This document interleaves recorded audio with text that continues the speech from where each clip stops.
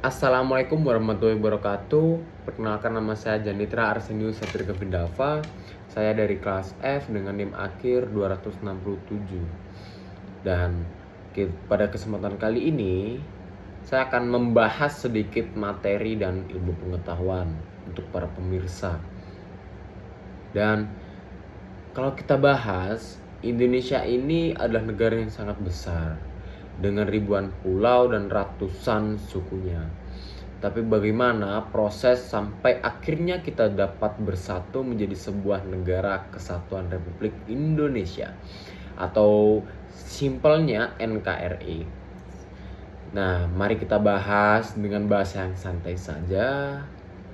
Masa penjajahan dan bangkitnya nasionalisme.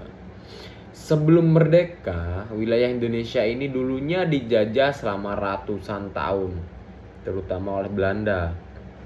Kondisi ini dapat membuat rakyatnya sangat menderita. Kerja paksa, penindasan, dan ketidakadilan. Dan dari sinilah rasa kebangsaan muncul. Para pemuda dan tokoh bangsa mulai sadar bahwa kita harus bersatu. Puncaknya terjadi waktu Sumpah Pemuda 1928. Dan ketika mereka menyatakan satu tanah air, satu bangsa, satu bahasa. Ini menjadi pondasi awal untuk terbentuknya NKRI dan momentum kemerdekaan 1945. Lalu kita berbicara tentang 1945. Nah, di sini kan baru masuk tahun 1945. Jepang yang menguasai Indonesia mulai melemah karena kalah perang. Tokoh-tokoh Indonesia melihat kesempatan untuk memerdekakan diri.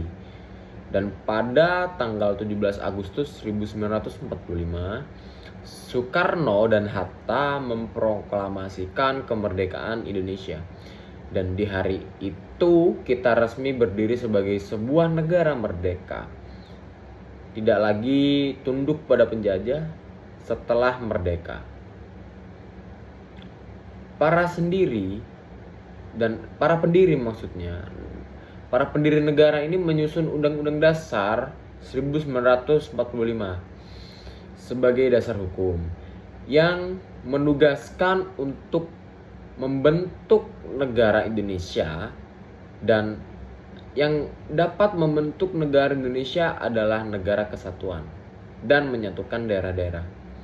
Selesai merdeka bukan berarti tantangan ini berakhir.